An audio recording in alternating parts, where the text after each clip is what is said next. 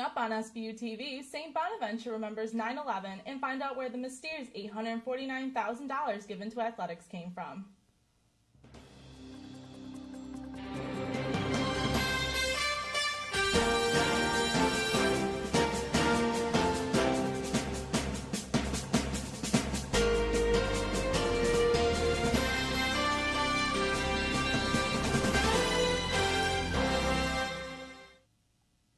And welcome to SBU TV. I'm Katie Kaiser. And I'm Mike Arena. Thursday marked the 13-year anniversary of 9/11. St. Bonaventure held a short ceremony to recognize those lost. SBU TV's Corinne Lettieri reports. Thursday marked the 13th anniversary of the 9/11 attacks. Students, faculty, and staff gathered at the 9/11 Memorial on campus to remember and pay their respects to those who lost their lives. The memorial stone is inscribed with the prayer of St. Francis and the names of the St. Bonaventure alumni who died that day. Their ceremony, officiated by Father Francis Despino, featured a presentation of the colors by the St. Bonaventure ROTC, prayers, and the playing of taps. The more than 50 attendees were then invited to place a flower on the memorial stone and silently pay their respects. Reporting for SBU TV, I'm Corinne Lettieri. The memorial stone is located outside of the Swan Business Center.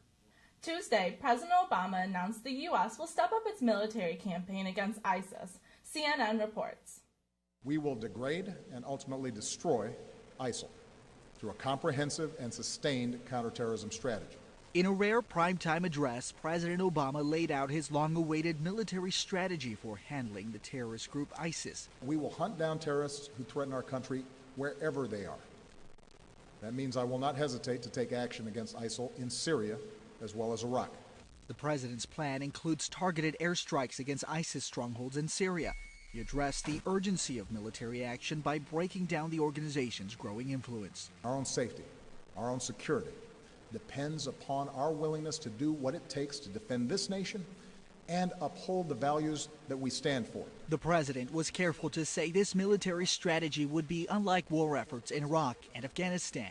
He announced he will send 475 additional service members to help train Iraqi security forces and provide intelligence, but he insists they will not be on a combat mission. This counterterrorism campaign will be waged through a steady, relentless effort to take out ISIL wherever they exist using our air power and our support for partners' forces on the ground. ISIS controls large portions of Iraq and Syria. In the Sunni militants' efforts to create a caliphate or Islamic state, it's left a trail of brutality, slaughtering men, women, and children, among them 2 U.S. journalists. Now it appears the president is ready to take the fight to them. In Washington, I'm Polo Sandoval. According to the CIA, ISIS can muster between 20,000 and 31,000 fighters across Iraq and Syria. Brenda McGee's report has raised some eyebrows. SBU TV caught up with the Director of Finance and got answers to a few big questions. Castle property was purchased in 2002. The land that was supposed to be Bonaventure Square or Good Times will now be Community Bank Mortgage Banking Operations Center.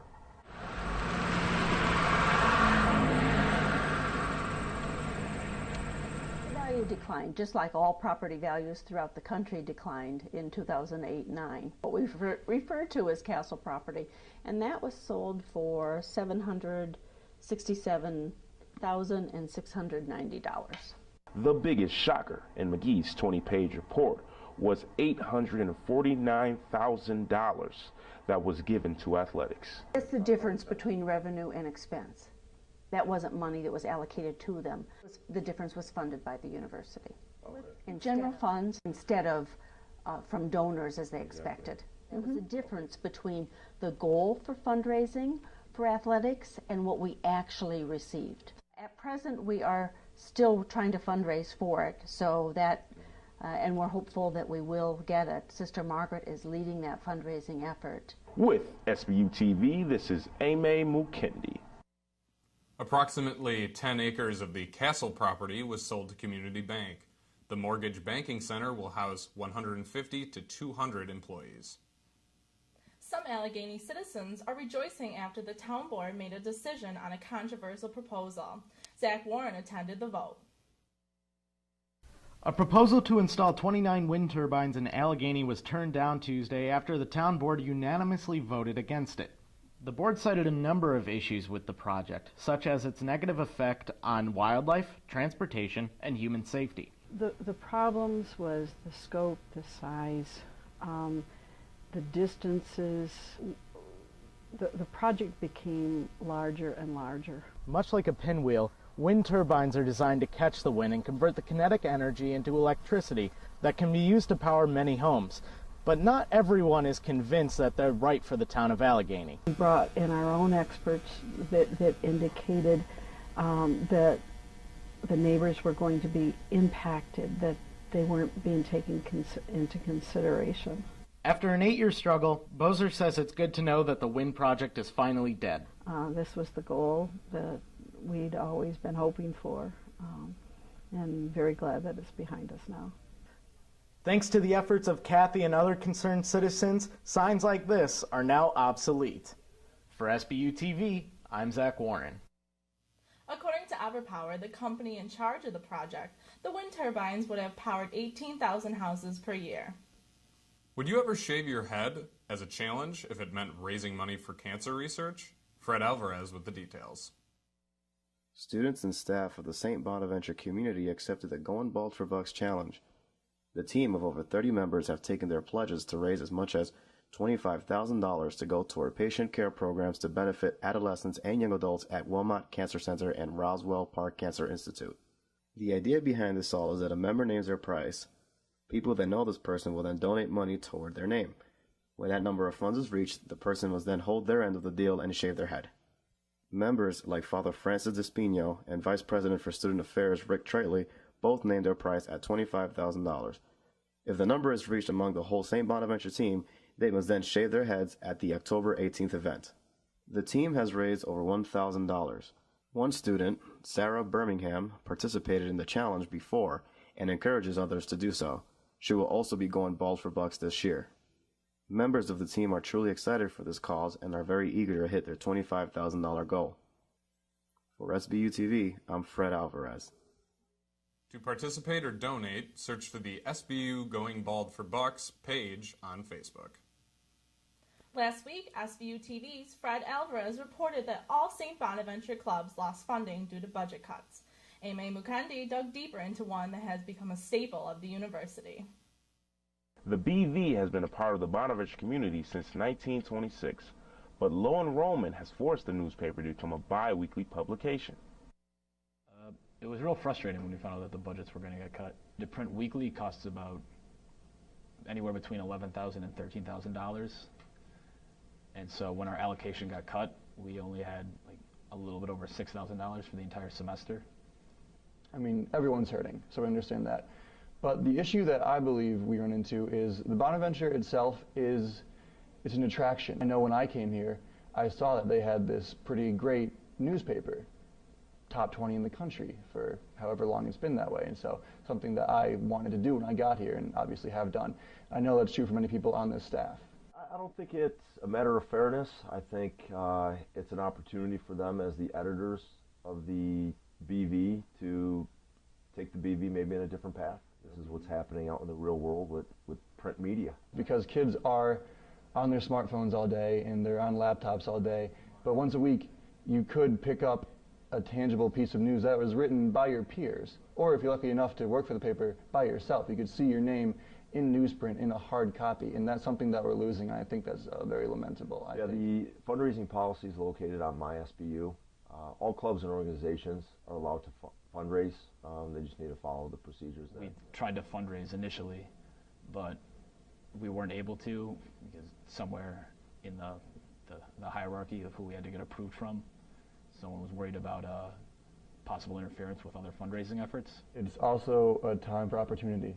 You know, it's a chance to make the paper as much our own as we can. Budget surpluses, something that was used in the past, is being considered as an alternate option to keep the BV as a weekly publication. With SBU TV, this is Aimee Mukendi. Leaders of the BV have spoken with Alfred University, who dealt with the similar issues recently.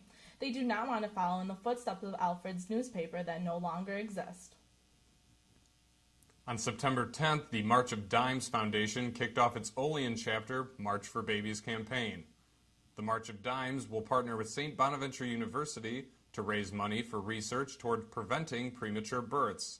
According to the foundation, nearly 500,000 babies a year are born too soon. So much happens in the last 2 to 3 weeks of development with the baby.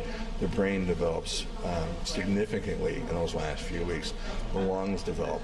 So many things happen in the last few weeks. So healthy babies are worth the wait is our biggest campaign right now. The walk will take place October 4th on the Allegheny River Trail and will start on St. Bonaventure's campus. The March of Dimes set a fundraising goal of $57,000. To donate, visit marchforbabies.org. Fall is right around the corner, and that means drinking apple cider, hay rides, and picking pumpkins. One local business is prepared for the season. I tell you why.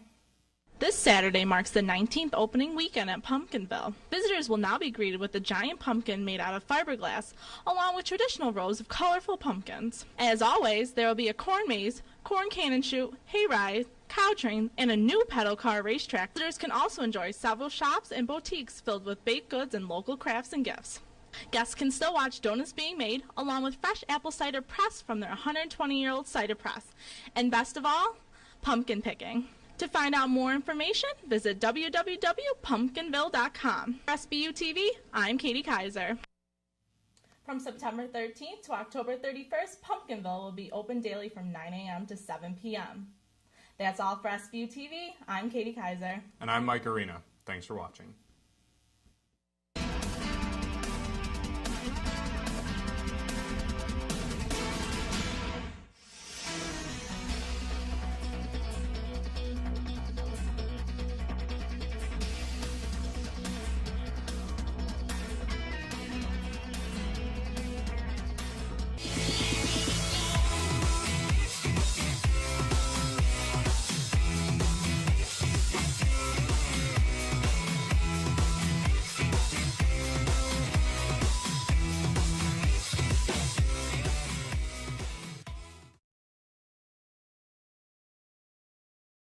Welcome to the Wolfpack Report. I'm Nate Discavage. And I'm Zach Warren. We're here today to recap the last week of Bonaventure sports. I'll be sitting down with Carrie Carr of the women's cross-country team.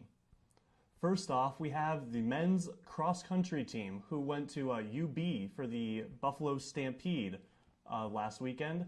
The Bonnies finished in 4th place behind Pittsburgh, who took 1st, Buffalo, who took 2nd, and Niagara, who finished in 3rd.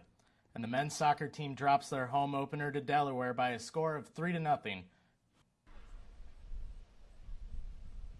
Go ahead. And they're off. Bonnie's cross-country team, highlighted by a couple of standout performances. We have Harley Thompson, who finished 21st overall and completed the 8-kilometer course in 27 minutes and 18 seconds for the Bonnies. Senior Nick Masilio finished 26th place overall for the Bonnies and 2nd for the team. He finished with a total time of 27:36. Bonnies junior Joe Ferenke, who finished 28th overall, finished with a time of 27 minutes, 53 seconds. The Bonnies will return to action September 13th when they travel to State College, PA to compete in the Spike Shoe Invitational at Penn State. And here the runners go. We can see a couple of Bonnies going there as after the race, really tired. A couple of the runners had to be taken over to the side to get treatment.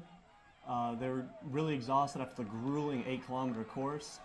We can see some guys giving their last-ditch effort right there, trying to finish strong. We have more runners coming in, as you can see. Bonnies look to rebound next week when they go to Penn State for the Spike Shoe Invitational. That's right, Nate. St. Bonaventure's men's team finished in last place out of the 4 teams at the UB Stampede Saturday afternoon. Pittsburgh would end up winning the title with a score of 24. Carrie Carr continued her winning ways on Saturday afternoon. She finished with a time of 17:50.8 and was well ahead of second-place finisher Deandra Adams of Pittsburgh. Here we have the St. Bonaventure men's soccer team who dropped their season opener to Delaware last Sunday at McGraw-Jennings Field. The game remained scoreless until the 9th minute when Delaware's Guillermo Delgado notched his first goal of the game as he chipped the ball over Jeremy Finger's head to place the ball into the bottom left corner of the net.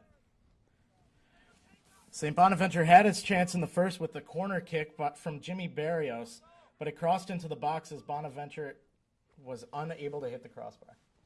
A tough loss for them. Let's hope they can rebound for their next match.